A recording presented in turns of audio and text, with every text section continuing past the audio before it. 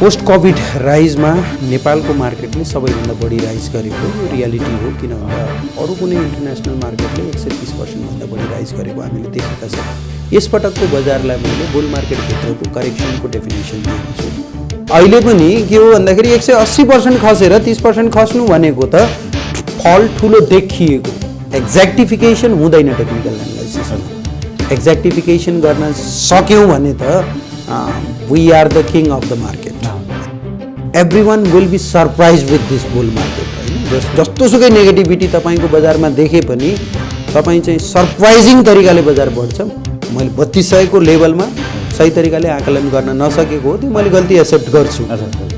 यदि तपाईँ long term हो भने एभ्रिथिङ विल बी रिकभर्ड र फ्यान्टास्टिकली हुन्छ भन्ने कुरामा म अझै पनि आशावादी छु। 1100 को लेभलमा हुँदाखेरि नै मैले 6000 को टार्गेट 2024सम्मलाई मैले दिएको।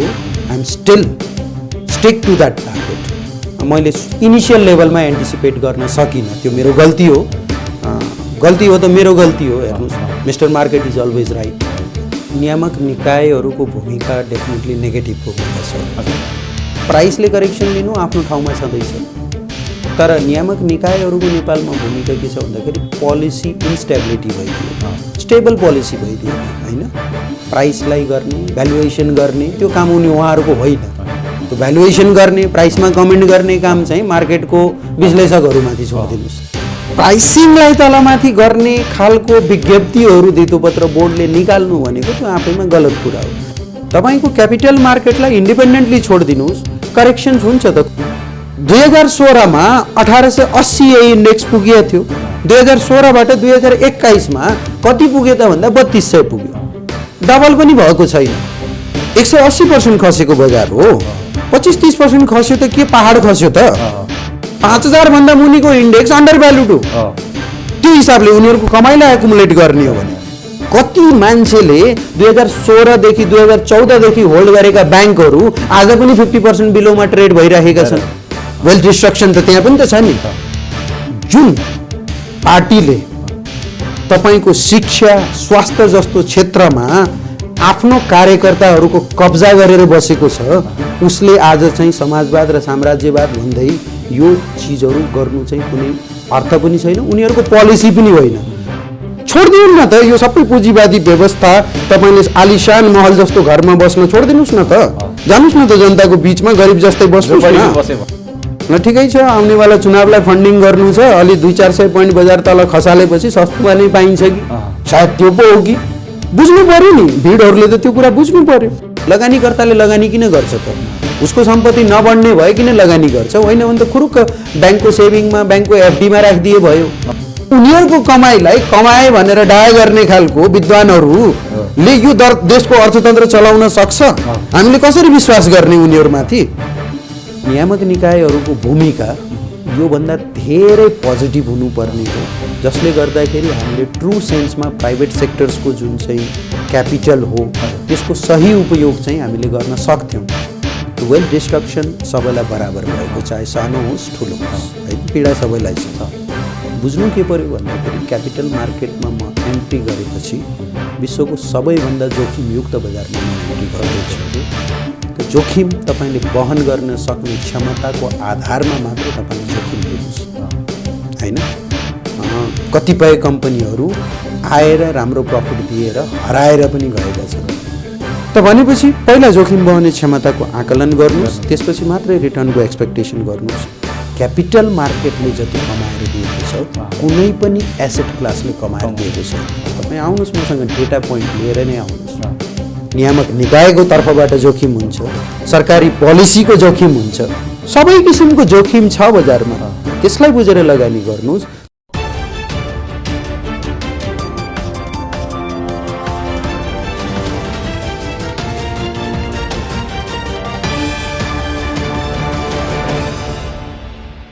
नमस्कार, अर्थ-संसार टकको नयाँ श्रृङ्खलामा यहाँहरूलाई स्वागत छ।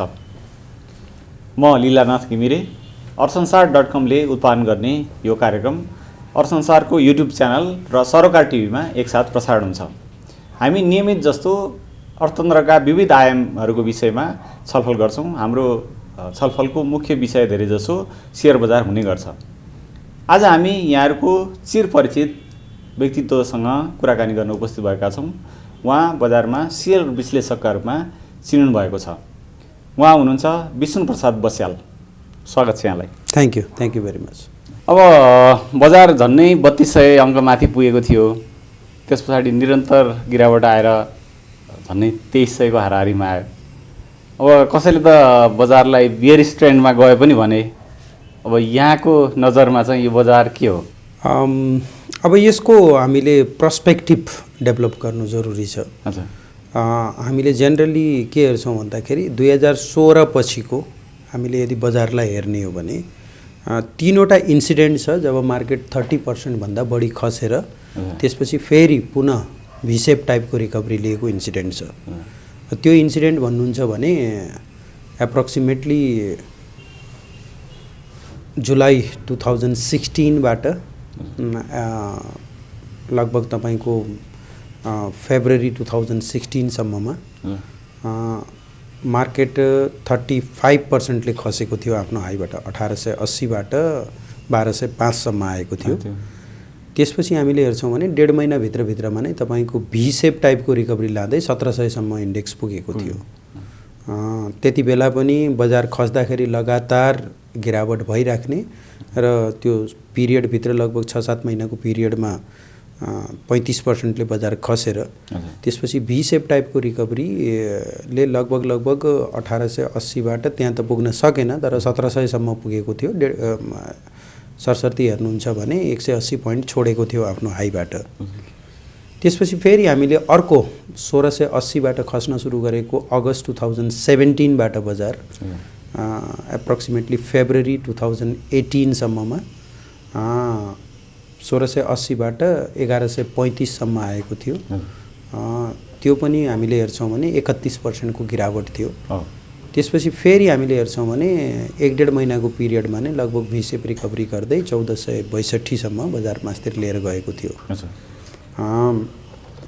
अनि तेस्रो चरणको हामीले हेर्छौँ भने त्यो दुईवटा चीज त हाम्रो के थियो भन्दाखेरि बियर मार्केट भित्र चलिराखेको एउटा गिरावट र त्यसको मास्तिरपट्टि रिट्रेसमेन्ट र्याली भनेर हामीले भन्छौँ, रिकभरीको कुरा मात्रै गर्छौँ। त्यो भइराखेको थियो भने हाम्रो नेपालमा बुल मार्केटको सुरुवात नोभेम्बर 2020 बाट सुरु भयो जब 1102 को इन्डेक्स लगायो। त्यहाँबाट उठ्न सुरु गरेको बजार 1668 सम्म मार्च 2020 सम्ममा 1668 लगायो। The rally was about 52%। अनि त्यसपछि त्यहाँबाट मास्तिरबाट खसेको बजार 1150 सम्ममा त्यो पिरियड हेर्छौँ भने 32% को आसपासको गिरावट हामीले लगभग एकदमै छोटो पिरियडमा, हालांकि हामीले पुरा महिनाहरू काउन्ट गर्ने हो भने त तपाईको त्यो पनि लगभग 4 महिनाको समय लियो, तर बीचमा 3 महिनामा तपाईको मार्केट बन्द नै थियो। कोभिडको कारणले गर्दाखेरि ट्रेडिङ हल्ट भएको थियो। जस्ट 1 महिनाको पिरियड ट्रेडिङ पिरियड भित्रमा नै 32% ले खसेको बजार थियो। अनि त्यसपछि हामीले जब रिकभरी देख्यौँ त्यो पनि भी सेप टाइपको नै रिकभरी थियो र जुन 2020 मा 1150 को लो लागिसकेपछि त्यसपछि बीचबीचमा करेक्सन्सहरू त भए, तर ती करेक्सन्सहरू 10% भन्दा मास्तिरको करेक्सन कुनै पनि थिएन र छोटो पिरियडको करेक्सन म्याक्सिमम भयो 1 महिनाको करेक्सन, त्यो भन्दा बढी करेक्सन थिएन। त्यो गर्दै 3227 को हाई लगाउन गयो। त्यो लोबाट हामीले हाईको यदि हामीले डेप्थ हेर्छौँ 1150 बाट 3227 हेर्छौँ भने 180% को राइज थियो।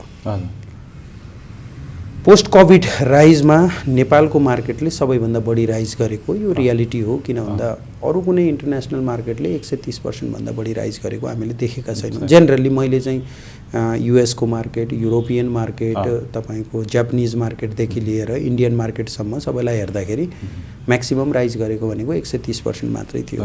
त्यो भन्दा बढी राइज गरेको देखिएको छैन। र त्यसपछि अहिलेको अवस्थामा मात्रै तपाईको अलि लामो पिरियड लिएर अहिले हामी हेर्यौँ भने लगभग अगस्तदेखि खस्न सुरु गरेको बजार इट्स डिसेम्बर, त इट मिन्स लगभग तपाईको 4 महिना जति भइसक्यो। त यो 4 महिनाको पिरियडमा रिसेन्टली अस्ति 2250 को हाराहारीको लो लगाउँदाखेरि 31% को आसपास खसिसकेको थियो। त भनेपछि एउटा टेन्डेन्सी के छ, हामीले 2016 देखिको रिपिटेड टेन्डेन्सी हामीले के देखिराखेका छौँ भन्दाखेरि 30 देखि 35% बजार खस्यो भने त्यसले भी सेप टाइपको रिकभरी लिएर आउँछ हैन। त्यो रिकभरी भनेको निकै नै स्ट्रङ, एकदमै फास्ट तरिकाले मास्तिर मुभ गर्ने त्यो खालको रिकभरी लिएर आउँछ। पछिल्ला इन्सिडेन्टमा 2वटा इन्सिडेन्ट बियर मार्केटकै कन्टिन्युएसन थियो। भी सेप टाइपको रिकभरी आएपछि पनि फेरि मार्केटले नयाँ लो लगाउन सुरु गरेको थियो भने यसपटकको बजारलाई मैले बुल मार्केटभित्रको करेक्सनको डेफिनेसन दिएको छु। हाम्रो जेनरली जुन बुल मार्केटको पिरियड हो त्यो अलिकति धेरै जसो समय हामीले हेर्दाखेरि बढी जसो इन्सिडेन्ट के छ भन्दाखेरि लगभग 50 महिना 52 महिना जति रहने पिरियड छ। त्यो टेन्डेन्सीले हेर्दाखेरि अहिले मैले त्यो मार्केटभित्रको करेक्सनकै संज्ञा मैले दिएको छु। हजुर, अब यहाँले यसो भन्दै गर्दा यो 3200बाट फर्केको बजार झन्नै 2500मा आएर पनि फेरि फर्केर 2800सम्म पुगेको थियो। अब चाहिँ अब फड्को मार्ला भन्ने यहाँहरूकै विश्लेषक यहाँले समेत भन्नुभएको थियो। अब 3500 4200 को चाहिँ अब यसको टार्गेट हुन्छ भन्नुभएको थियो। त्यस पछाडि फेरि फर्केर बजार चाहिँ 2300बाट पनि तल झरेको अवस्था भयो। त 4 वर्ष त त्यसले धान लारा भन्ने पो देखियो त। नै त्यो यस्तो हुन्छ, तपाईँको करेक्सन्सका पनि पार्टहरू हुन्छन्। जेनरली हामीले एउटा कुरा के बिर्सनु हुँदैन भन्दाखेरि 2012 देखि 2016 को जुन बुल मार्केट थियो 300 को इन्डेक्सबाट 1880 सम्म पुगेको 530% को राइज थियो। त्यो बेलामा पनि हामीले हेर्छौँ भने हालाकि यो 30% खसेको थिएन, तर 20% को हाराहारी 25% को हाराहारी खस्थ्यो बजार र त्यसले समय कति लिन्थ्यो भनेर हामी हेर्छौँ भने पहिलो लामो समय लिएको जुन चाहिँ करेक्सन साइडवेज करेक्सन्सहरू थियो त्यसले के गरेको थियो भन्दाखेरि 18 हप्ताको समय लिएको थियो लगातार बजारले। अहिले हामी हेर्छौँ भने 17 हप्ता मात्रै बितेको छ। अब यो हप्ता 17 हप्ता मात्रै बित्छ, अर्को हप्ता चाहिँ 18औं हप्ता पुग्नेवाला छ। भनेपछि 18 हप्तासम्म चाहिँ मार्केटले साइडवेज करेक्सन्स लिने, डाउनसाइड हुने यो टेन्डेन्सी देखेका छौँ। हामीले 2015 को 14 देखि 2015 भूकम्पसम्मको हामीले करेक्टिभ फेजलाई हामीले हेर्छौँ भने त्यो बेला 20 महिना समय लिएको थियो हैन, र 20 महिना समय लिँदाखेरि 25% त्यो बेला पनि खसेको थियो आफ्नो हाईबाट। भनेपछि यो करेक्टिभ फेजेसहरू हुन्छ। पहिला के हुन्थ्यो, तपाईँको मार्केट एउटा लगभग 50-60% ले राइज गर्थ्यो अनि करेक्सन्स लिन सुरु गर्थ्यो, फेरि अर्को 60-70% राइज गर्थ्यो, फेरि करेक्सन लिन्थ्यो, त्यो हिसाबले चल्थ्यो बजार। अहिले हामीले हेऱ्यौँ भने पोस्ट कोभिड पछि चाहिँ 180% को राइज गरेछ हैन। अब त्यो कम्प्यारिजनमा गर्दाखेरि त मास्तिरबाट खस्दाखेरि त्यो टोटल लेन्थलाई हामीले क्याल्कुलेट गर्ने हो भने त अहिले पनि रिट्रेसमेन्ट पर्सपेक्टिभबाट हेऱ्यौँ भने हामीले सरसर्ती क्याल्कुलेट गरौँ, एकछिनलाई मानिलिउँ 27 को त्यतापट्टि पोइन्ट छोडिदिएर 3250 र 1150 को क्याल्कुलेसन गऱ्यौँ भने इट वाज अराउन्ड 2100 पोइन्ट। 2100 पोइन्टमा 1050 घटाइदिनुहोस्, 3250 बाट 1050 घटाइदिनुहोस्, कति पोइन्ट बन्छ त हैन। त्यो भनेको 2150 को हाराहारी बन्छ। भनेपछि त्यो 50% रिट्रेसमेन्ट लिनु चाहिँ बजारले जेनरली करेक्टिभ फेजमा बुल मार्केट भित्रकै करेक्सन्समा त्यो खालको करेक्टिभ फेज लिन्छ। हामीले हेरेको के, हामीले खास देखिराखेको के छ भन्दाखेरि 180% बजार बढ्यो हैन। अब त्यहाँबाट खस्दाखेरि त्यो फल ठुलो देखिएको, अदरवाइज जम्मा कुनै बजार चाहिँ तपाईको 55% मात्रै बढेको छ अनि त्यो 55% मात्रै बढेको बजारबाट 20% खस्छ भने त त्यो फल पनि त ठुलो हो नि त हैन। त भनेपछि अहिले पनि के हो भन्दाखेरि 180% खसेर 30% खस्नु भनेको त फल ठुलो देखिएको, तर हिस्टोरिकल्ली हामीले हेर्ने हो भने यो खालको करेक्सन्सहरू आइराखेको छ। बजार चाहिँ सिधा रेखामा चल्दैन, करेक्सन्स आइराखेको छ। इनिसियल्ली मैले पहिला के सोचेको थिएँ भन्दाखेरि पोसिबली 2480 को लो, अब लो लगायो 2800 पुगेपछि 2880 पुगेपछि सायद अर्को लो लगाउँदैन कि भन्ने थियो, तर त्यो केसमा चाहिँ मार्केटले गलत प्रमाणित गरिसक्यो। यसपालि चाहिँ प्राविधिक विश्लेषकहरू पनि फेल खाएकै हुन्, किनभने यत्रो धेरै फल हुन्छ कसैले सोचेको थिएन होइन। फल तपाईँको 20-25% को आसपासको फल जेन्युन फल हो भन्ने चाहिँ लागेको थियो। हेर्नुहोस् है, इनिसियल स्टेजमा जब तपाईँको 25बाट हजुर। लगभग पहिलो फल नै 2900 को आसपास आयो। ए, त्यही बेला नै एउटा मोटामोटी अन्दाजा भइसकेको थियो कि यो बजारले 2500 2400 को रेन्ज चाहिँ लिएर आउँछ। हजुर। लगभग अन्दाजा भइसकेको थियो। त भनेपछि त्यो 2400 भन्दा तलको जुन एक्स्ट्रा पोइन्ट हो नि, त्यो पोइन्ट चाहिँ तपाईँको के हुन्छ भन्दाखेरि कहिलेकाहीँ के हुन्छ, जस्तो हामीले बुलै मार्केटमा पनि अब लगभग यहाँ त बजार सिद्धिनु पर्ने हो, जस्तो 3000 मा त बजार सिद्धिनु पर्ने हो भन्दाखेरि 3200 पुर्याइदिन्छ, 3300 पुर्याइदिन्छ। त्यसै गरी तल खस्दाखेरि पनि लगभग 2400 मा त हुनुपर्ने हो भन्दाखेरि त्यो 200 पोइन्ट एक्स्ट्रा पेनिकको क्रिएट गरिदिन्छ। त्यो गर्दाखेरि त्यो 200 पोइन्ट एक्स्ट्रा पेनिकको क्रिएट भएकै हो। एप्रोक्सिमेटली 2450 मा सिद्धिनु पर्ने बजार तपाईको 2250 सम्म आइदियो। त्यो हेर्नुस्, एक्ज्याक्टिफिकेसन हुँदैन टेक्निकल एनालाइसिसमा।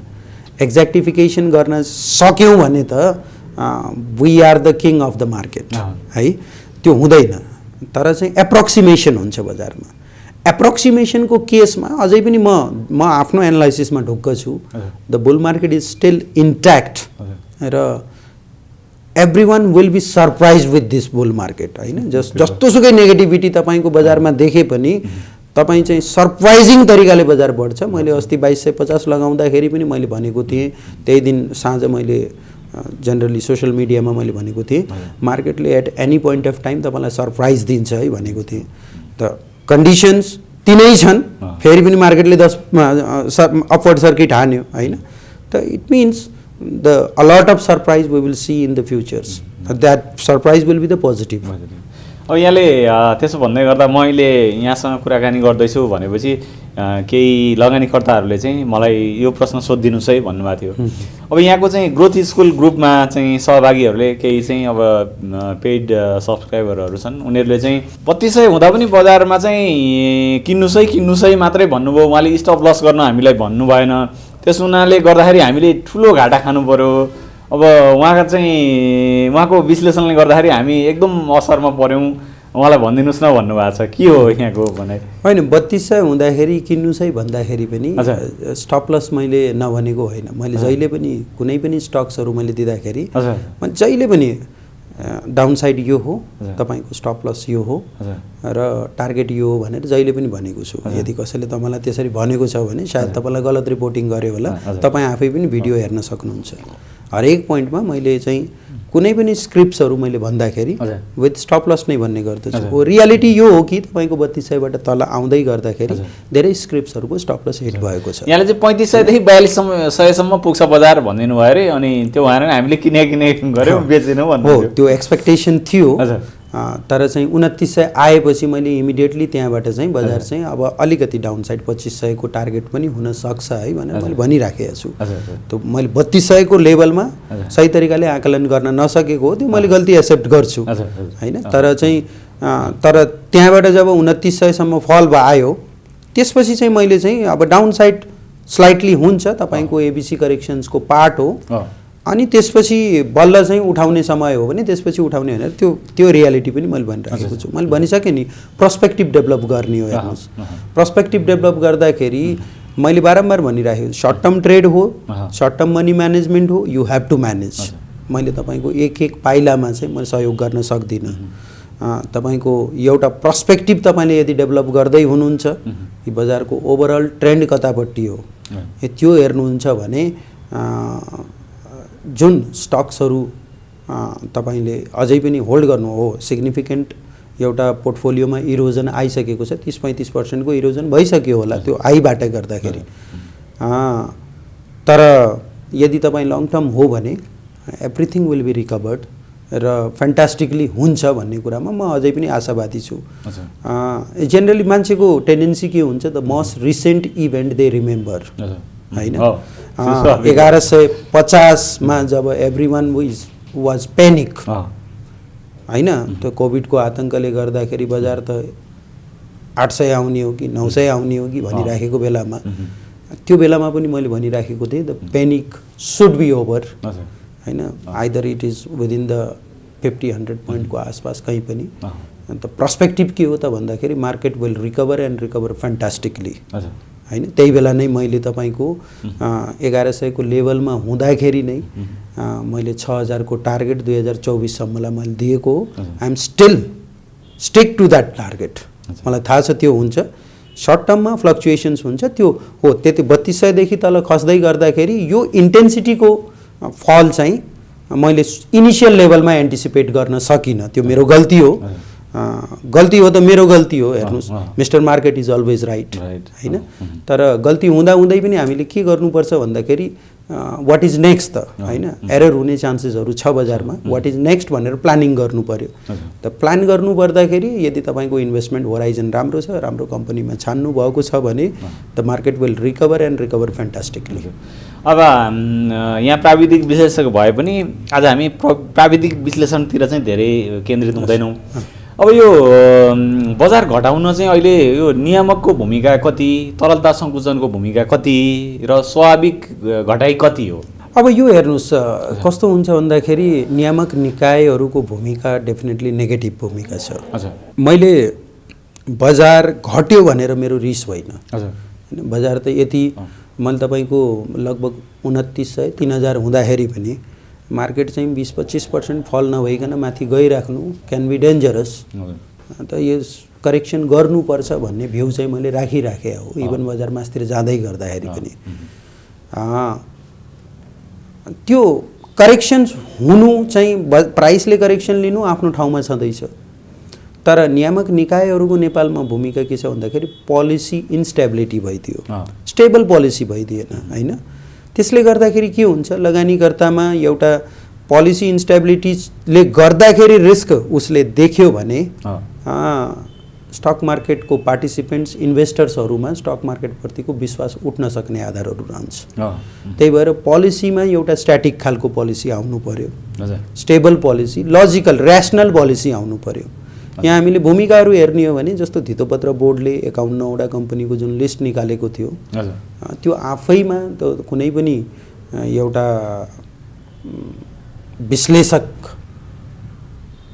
विश्लेषणको आधारमा यदि निकालेको रिपोर्ट हो भने त्यो राम्रो विश्लेषक त्यो रिपोर्टमाथि चाहिँ हाँस्छ नै हैन। त्यो हास्यास्पद छ। त्यस्तो खालको रिपोर्ट्सहरू जेनरली धितोपत्र बोर्डको कहिल्यै अल ओभर द ग्लोब कुनै पनि ठाउँमा त्यो खालको चिजहरू गरेको देखिँदैन। प्राइसलाई गर्ने, भ्यालुएसन गर्ने त्यो काम उनी उहाँहरूको होइन। त्यो भ्यालुएसन गर्ने, प्राइसमा कमेन्ट गर्ने काम चाहिँ मार्केटको विश्लेषकहरूमाथि छोडिदिनुहोस् हैन। जसले चाहिँ विश्लेषण गर्छ उनीहरूलाई छोडिदिनुहोस्। धितोपत्र बोर्डको काम के हो भन्दाखेरि मार्केटमा इरेगुलारिटिजहरू भएको छ भने त्यसलाई रोक्ने, त्यो इरेगुलारिटी गर्ने मान्छेलाई कारबाही गर्ने। त्यो बेलामा इरेगुलारिटिज भएको थियो बजारमा, हामीले ब्लन्टली देखेका थियौँ। स्टक कर्नरिङ गर्ने, तपाईँको ग्रुप मिलेर उठाउने हैन, सर्कुलर ट्रेडिङ गर्ने, यी सबै कुराहरू भएको थियो। धितोपत्र बोर्डको सायद त्यो बेलामा नियत ठिक थियो होला, त्यस्तो खालको ट्रेडलाई डिस्करेज गर्छु भन्ने थियो होला हैन। तर त्यो डिस्करेजको कारणले गर्दाखेरि जसले त्यो काम गरेको छ कारबाही त उहाँहरूलाई गर्ने हो नि। ओभरअल मार्केटलाई पनिस गर्ने त होइन नि हैन। त्यो भनेपछि एप्रोच ठिक भएन कि, नियत ठिक भए पनि एप्रोच ठिक भएन। र फेरि तपाईँको नियतमा शङ्का गर्नुपर्ने आधार कहाँ देखिन्छ भन्दाखेरि त्यस्तो खालको मान्छेहरूलाई आजसम्म कारबाही नै भएको छैन। त भनेपछि प्राइसिङलाई तलमाथि गर्ने खालको विज्ञप्तिहरू धितोपत्र बोर्डले निकाल्नु भनेको त्यो आफैमा गलत कुरा हो। अर्को म आएँ तपाईँको राष्ट्र ब्याङ्कको पोलिसीमा। राष्ट्र ब्याङ्कको पोलिसीमा आज पनि मैले एफएनसिसिआईको प्रोग्राममा डेपुटी गभर्नरलाई यही क्वेसन सोधेको थिएँ।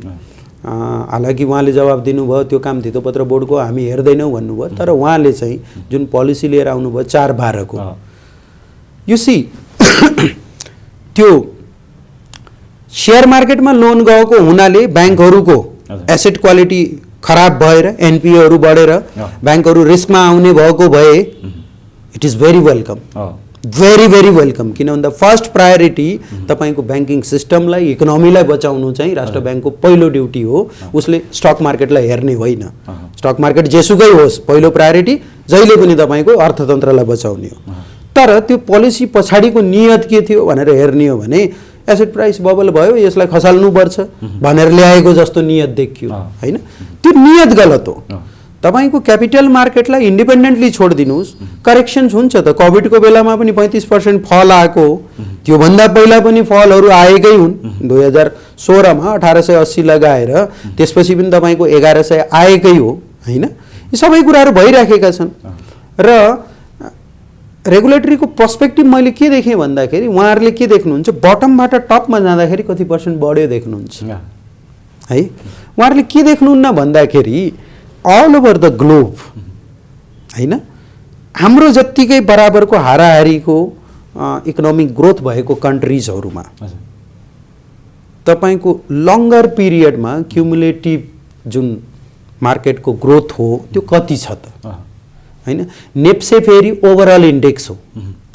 नेप्से तपाईँको इन्डियाको सनसेक्स जस्तो होइन हैन। इन्डियाको सनसेक्स 1980 मा एउटा सर्टेन भ्यालु क्यारी गरेको थियो भने त्यही रेसियोले बढेको छ। त्यहाँ चाहिँ कम्पनी 30 वटा कम्पनीको मात्रै वेटेज लिइन्छ। हालाकि ती 30 कम्पनीमा कुनै कम्पनी आउट हुन्छ, कुनै कम्पनी इन हुन्छ, त्यो क्रम चलिरहेको छ। तर त्यहाँ चाहिँ 30 वटा कम्पनीबाट नै सुरु छ नि त 1980 देखि। भने नेप्सेको इतिहासमा 1998 मा कतिवटा कम्पनी थिए र आज कतिवटा कम्पनी छन् हैन। त्यो हरेक नयाँ कम्पनीले मार्केट क्यापिटलाइजेसनमा अपसाइड कन्ट्रिब्युसन गरेको छ नि हैन। अपसाइड कन्ट्रिब्युसन गर्दाखेरि त हामीले यो त हेर्नु पर्यो नि हजुर। नेप्से चाहिँ तपाईको ओभरअल इन्डेक्स हो, तपाईको इन्डियाको सनसेक्स भने जस्तो होइन, युएसको S&P 500 डाउ जोन्स भने जस्तो होइन हैन। ओभरअल इन्डेक्समा जति कम्पनी थपिँदै जान्छन् मार्केट क्यापिटलाइजेसन थपिँदै गयो। त मार्केट क्यापिटलाइजेसन थपिँदै गएपछि इन्डेक्स भ्यालु बढ्दै गयो हैन। त भनेपछि ओभरअली हामीले कति ग्रोथ गरेका छौँ त हैन, त्यो चाहिँ हेर्नु पर्यो। अनि धेरै टाढा जानु पर्दैन। 2016 मा 1880 यही इन्डेक्स पुगेको थियो। 2016 बाट 2021 मा कति पुग्यो त भन्दा 3200 पुग्यो। डबल पनि भएको छैन। 2016 बाट नै पुरा ग्लोबल मार्केटलाई तपाईले हेर्नुस्। 2016 मा 16 को अगस्तमा कति टप थियो र अहिले आएर कुन लेभलमा छन् भनेर तपाईले एनालाइसिस गर्नुस्। दे ट्रिपल्ड, उनीहरूको इन्डेक्स ट्रिपल भएको छ हैन। भने हाम्रो इन्डेक्स त डबल पनि हुन पाएको छैन। त भनेपछि बटमबाट हेर्ने हैन। 2016 देखि 2020 सम्ममा लगातार 40 महिनाको पिरियडमा 50% क्यापिटल डिस्ट्रक्सन हुँदै बजार तल पनि त आएको छ नि हैन। नियामकहरू चाहिँ त्यति क्याल्कुलेट पनि गर्न जान्दैन। यसो उनीहरूको एप्रोच भनौँ न। तपाईँको बटम टु टप हेरेपछि त तपाईँको बटम टु टप हेर्नुभयो भने त जे पनि हुन्छ नि, सतै भएर भएन नि। जस्तो मैले अहिले सुरुमै तपाईँलाई विश्लेषणमा भने कि तपाईँको 180% खसेको बजार हो, 25-30% खस्यो त के पहाड खस्यो त? त्यो स्वाभाविक बजारमा त्यो चाहिँ खस्छ हैन। मैले त्यो एउटा टेक्निकल एस्पेक्ट्सबाट भने, त्यो एउटा सिम्पल एस्पेक्ट्सबाट भने। तर नियामक निकायले के हेर्यो भन्दाखेरि 150 बाट 3200 पुग्यो। यो त धेरै बढ्यो। उनीहरूले के हेर्न सकेन भन्दाखेरि 2016 मा त 1880 थियो नि त, डबल पनि भएको छैन। जबकि विश्वको बजार ट्रिपल भइसक्यो हैन। त्यो पर्सपेक्टिभबाट पनि त बजारलाई हेर्नु पर्यो नि कि त्यो बेलामा हाम्रो इकोनोमिक ग्रोथ नेगेटिभ थियो त। त्यसो भए इकोनोमिक ग्रोथ नेगेटिभ थिएन, कम्पनीहरूले चाहिँ के लस गरिराखेका थिए त, कमाएका थिएनन् त। उनीहरूले त 20 रुपियाँ 30 रुपियाँ कमाइराखेका छन् त। त्यो कमाइलाई सबै क्युमुलेटिभ जोड्दै जोड्दै जाने हो भने त आजको इन्डेक्स 5000 भन्दा तल हुनै हुँदैन। यो त सिम्पल क्याल्कुलेसन हो। 5000 भन्दा मुनिको इन्डेक्स अन्डर भ्यालुड हो। त्यो हिसाबले उनीहरूको कमाइलाई एकुमुलेट गर्ने हो भने त भनेपछि त्यो पर्सपेक्टिभबाट हेर्नु पर्यो नि। उनीहरूको पर्सपेक्टिभ निकै नै एकदमै सतही पर्सपेक्टिभ छ कि हेर्दैन उनीहरूले हैन कि कति भ्यालु क्रिएसन गर्नुपर्ने हो, एक्चुअलमा वेल्थ क्रिएसन भएको छ कि छैन हाम्रो इकोनोमीमा। यदि तपाईँको उहाँले भन्नुहुन्छ हामीले इकोनोमिक ग्रोथ गरेका छौँ भनेर भन्नुहुन्छ भने त्यो इकोनोमिक ग्रोथ त त्यो वेल्थमा देखिनु पर्यो नि, क्यापिटल मार्केटको वेल्थमा देखिनु पर्यो नि। कति मान्छेले 2016 देखि 2014 देखि होल्ड गरेका ब्याङ्कहरू आज पनि 50% बिलोमा ट्रेड भइरहेका छन्। वेल्थ डिस्ट्रक्सन त त्यहाँ पनि त छ नि, त्यो पनि त हेर्नु पर्यो नि। त्यो हिसाबले नियामकहरू त अझ नेगेटिभ नै देखिए। जो चाहिँ अर्थ मन्त्रालय सम्हालेर बसेको सत्तारूढ दल समेत यो सेयर बजार चाहिँ यो साम्राज्यवादीहरूले कमाउने चाहिँ औजार जस्तो हो भन्न थालेका छन् भनेपछि दलहरू पनि पोजिटिभ रहेनछन् हैन सेयर बजारप्रति। उनीहरूको हेर्नुहोस् पुरा विश्वभरि म कम्युनिस्ट साम्राज्यवादको नाइके हो भनेर बसिराखेको देश चाइना। चाइना चाइनिज मार्केटले तपाईँको पुँजीवादलाई चाहिँ कसरी प्रवर्धन गरिराखेको छ हामी सबैले हेर्न सक्छौँ। माओको समयमा चाइनाको स्थिति के थियो, त्यहाँको ओभरअल सोसाइटीको स्ट्रक्चर र आजको देङ स्याओपिङ पछिको चाइनाको स्थिति के छ जब उसले पुँजीवादलाई एडप्ट गर्यो। त्यो हेर्दाखेरि चाइनाकै एक्जाम्पल लिनुहोस्, उनीहरूको अर्थतन्त्र कहाँ पुग्यो। रसिया शीतयुद्ध कालमा कुन स्थितिमा थियो, रसियाको तपाईँको कम्युनिजम शासनको अन्त्य भएपछि आजको डेटमा रसिया कसरी स्ट्रगल गरिरहेको छ, उसको आफ्नो इन्टरनल कन्फ्लिक्टले गर्दाखेरि कुन किसिमको इकोनोमिक पोलिसी लिने भन्ने कुरामा रसियाले अझै पनि डिसाइड गर्न सकेको छैन।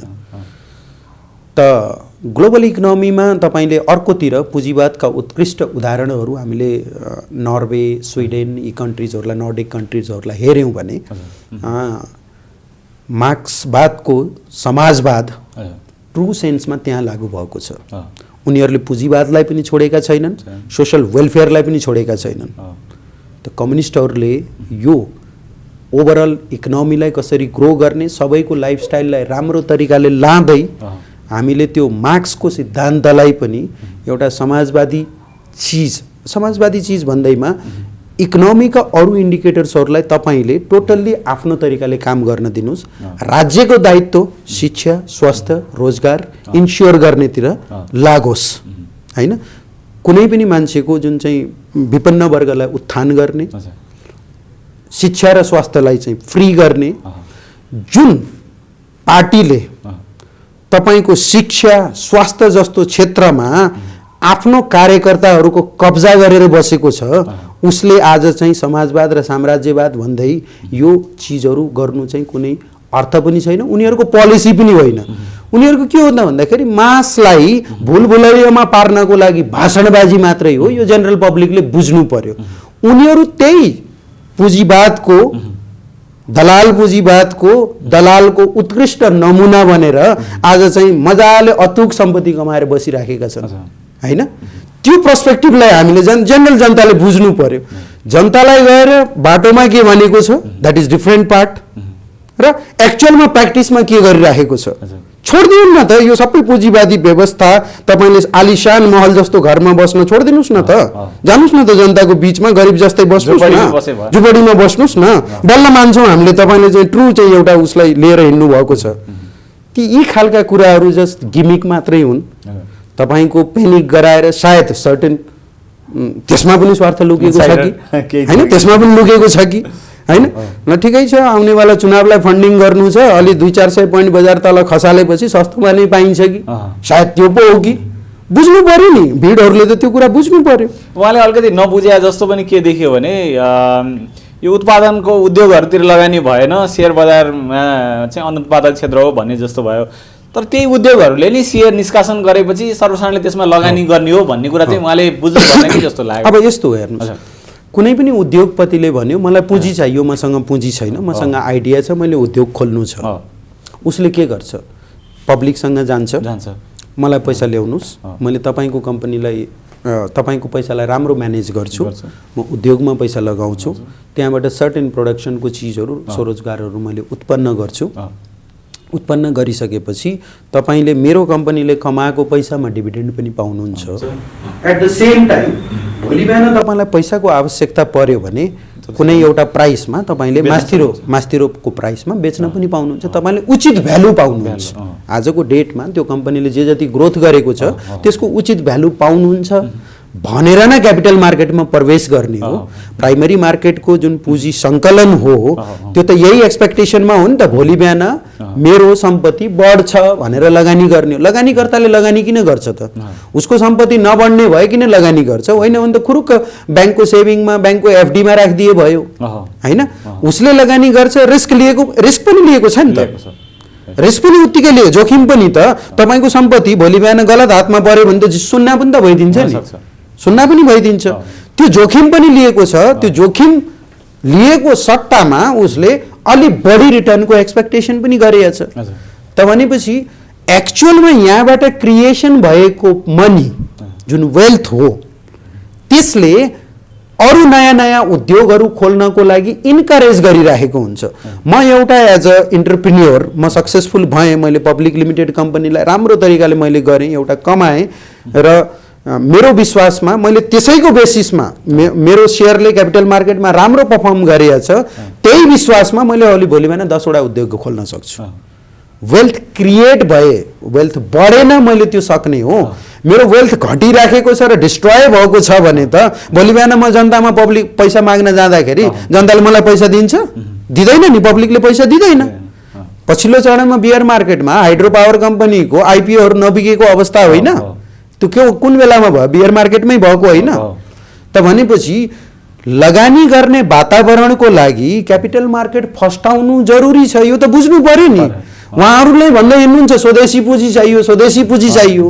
स्वदेशी पुँजी चाहिनको लागि स्वदेशी पब्लिकले पैसा लगाउने ठाउँमा मेरो लगानीको भ्यालु बढ्छ भन्ने विश्वास दिलाउन सक्नु पर्यो नि। त्यो विश्वास कहाँबाट आउँछ त भन्दाखेरि क्यापिटल मार्केटले पर्फर्म गरेको छ भने विश्वास आउँछ। त्यहाँ कमाएको छ भने भोलि बिहान आफ्नो सेभिङ्सबाट फेरि अर्को उद्योग खोल्नलाई पैसा ल्याउँछ।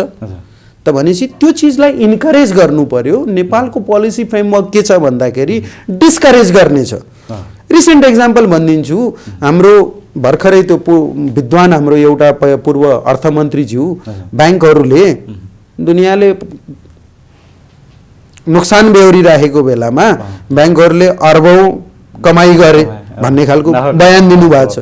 उहाँले के हेर्नुहुन्न भन्दाखेरि त्यो अर्ब कमाउनलाई कति पुँजी लगानी भएको छ त होइन?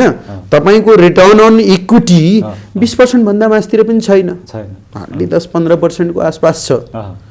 त्यत्रो पैसालाई रिस्कमा राखेर 10-15% मात्रै रिटर्न इन इक्विटी एक्सपेक्ट गरेको छ, जबकि इन्फ्लेसन तपाईँले हेर्नुहुन्छ भने सरकारी आँकडा त 4% होला। तर हाम्रो डे टु डे लाइफस्टाइलमा हेर्नुहोस् त, 1 वर्ष पहिला 100 रुपियाँमा किनेको सामान 1 वर्षपछि 104 रुपियाँमा पाउनुहुन्छ तपाईँले, 110 रुपियाँ पर्छ। इन्फ्लेसन, एक्चुअल इन्फ्लेसन रेट चाहिँ 10 हो होइन? सरकारी आँकडाले जेसुकै भन्नुहोस्, हामीले आफ्नो भोगाइमा त 110 देखिएछौँ नि त।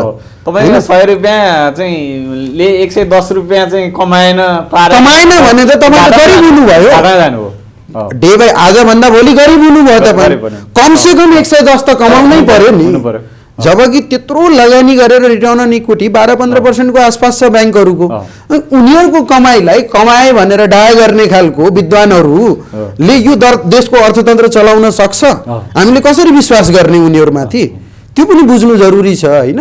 त्यसकारणले यो देश भनेको हेर्नुहोस्, प्राइभेट पार्टिसिपेसन्सले, प्राइभेटको इक्विटी पार्टिसिपेसन्सले अहिलेसम्म धानिराखेको देश हो।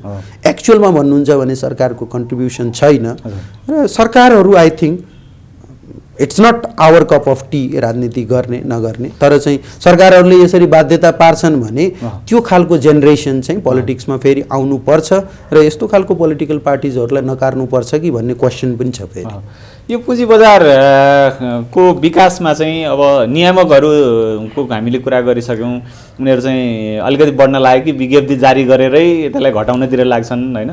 4-12 को क्याप लगाउँछन्।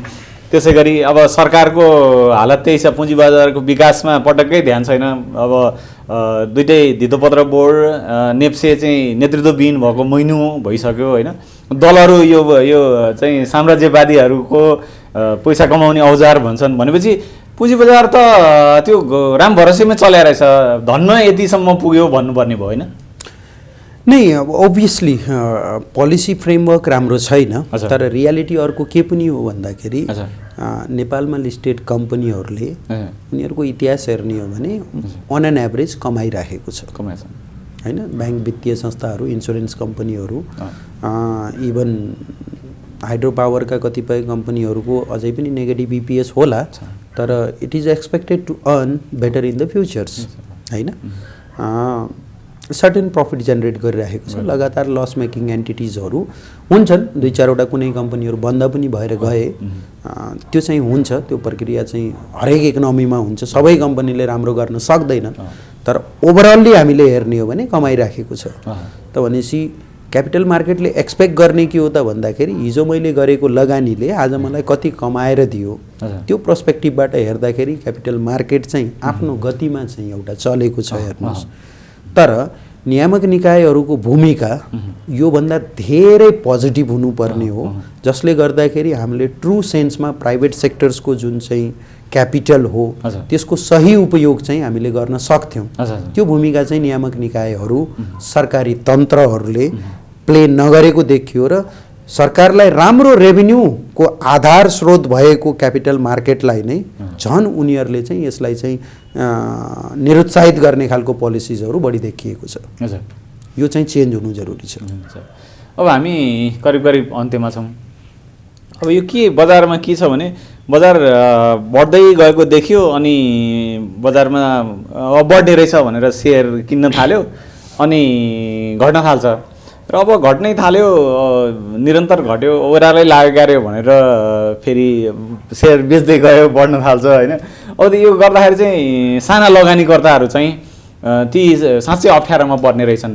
अब उनीहरूलाई चाहिँ के सल्लाह दिने अहिलेको बजारमा? हेर्नुहोस्, मेरो एउटा मात्रै सल्लाह छ। हेर्नुहोस्, चाहे साना होस् चाहे ठुला होस् होइन, सानाको 1 लाखमा 10,000 घुमेको छ भने 10% हो, ठुलाको 1 करोडमा 10 लाख घुमेको छ भने पनि 10% हो। या फेरि अर्को तरिकाले एक्जाम्पल लिँदाखेरि अहिले 30% घटेको बजारमा नेप्से बराबर नै तपाईँको पोर्टफोलियो घट्यो भनेर हामीले इमेजिन गर्ने हो भने पनि ठुला लगानीकर्ताले 1 करोड लगाएको थियो भने उसको 3 करोड सिद्धिसक्यो होइन। साना लगानीकर्ताले 1 लाख लगाएको थियो भने उसको 30,000 सिद्धिसक्यो होइन। त्यो वेल्थ डिस्ट्रक्सन सबैलाई बराबर भएको, चाहे सानो होस् ठुलो होस् होइन, पीडा सबैलाई छ। साना मात्रै होइन, ठुलालाई पनि सबैलाई म भन्छु, जसले ठुलो लगानीकर्ता पनि नबुझेर लगानी गरेको हुनसक्छ होइन।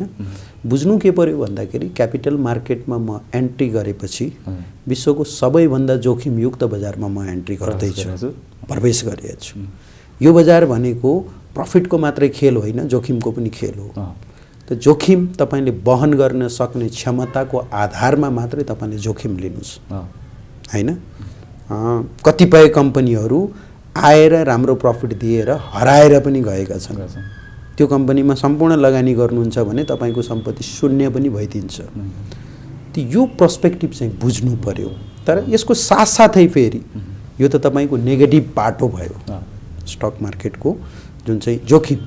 मैले भन्छु, जहिले पनि लगानीकर्तालाई भन्छु, मेरै स्टुडेन्टहरूलाई पढाउँदा पनि भन्छु, तपाईँको माइन्डमा रिस्क फर्स्ट हुनुपर्छ, प्रफिट पछिको कुरा हो, छोड्नुहोस्। कति रिस्क लिन सक्नुहुन्छ त तपाईँले, त्यसको क्याल्कुलेसन पहिला गरेर आउनुहोस् होइन। त्यति वहन गर्ने क्षमता छ भने एन्ट्री गर्नुहोस्, छैन भने टाढा रहनुहोस् न, अरू कुनै काम गर्नुहोस्। केही गर्नु भएन भने त जाँदैन होइन, केही पनि गर्नु भएन त जाँदैन त भनेपछि पहिला जोखिम वहने क्षमताको आकलन गर्नुहोस्, त्यसपछि मात्रै रिटर्नको एक्सपेक्टेसन गर्नुहोस्। जोखिम चाहिँ नेगेटिभ पार्ट हो भने अर्को पोजिटिभ पार्ट के पनि हो भन्दाखेरि विश्वभरि नै क्यापिटल मार्केटले जति कमाएर दिएको छ कुनै पनि एसेट क्लासले कमाएर दिएको छैन। तपाईँ आउनुहोस्, मसँग डेटा पोइन्ट लिएर नै आउनुहोस् होइन, म तपाईँलाई प्रमाणितै गरेर देखाइदिन्छु। तपाईँले क्यापिटल मार्केटमा 20 वर्ष लगानी गर्नुभयो, तपाईँले प्रपर्टी मार्केटमा 20 वर्ष लगानी गर्नुभयो, प्रपर्टी मार्केटलाई जितेको छ क्यापिटल मार्केटले। त्यो एक्जाम्पल छ, मेनी एक्जाम्पल्स आर देयर, म देखाइदिन्छु तपाईँलाई, डेटा नै देखाइदिन्छु। जग्गा त आज किनेर भोलि बेच्न ग्राहक खोज्दै त हिँड्नुहुन्न नि, विश्वास छ नि। यो 2 वर्ष 3 वर्ष मैले पालेर राखेँ भने केही नभए पनि 5 वर्ष राखेँ भने डबल त होला भन्ने विश्वास त छ नि होइन। मैले त भन्छु 5 वर्ष राख्नुहोस्, ट्रिपल हुन्छ होइन। डे टु डे त्यो फ्लक्चुएसन्स भइरहेको छ, त्यो ट्रेडरको काम हो। लगानी गर्ने हो भने त ट्रेडरले त गर्छ, हेर्नुहोस् न, घाटा पनि खान्छ नाफा पनि खान्छ, घरि राम्रो नाफा कमाउँछ, घरि राम्रो घाटा खान्छ होइन। तर तपाईँ लगानी भनेर आउनुभएको छ, ट्रेडिङ होइन है, ट्रेडिङमा त जे पनि हुनसक्छ।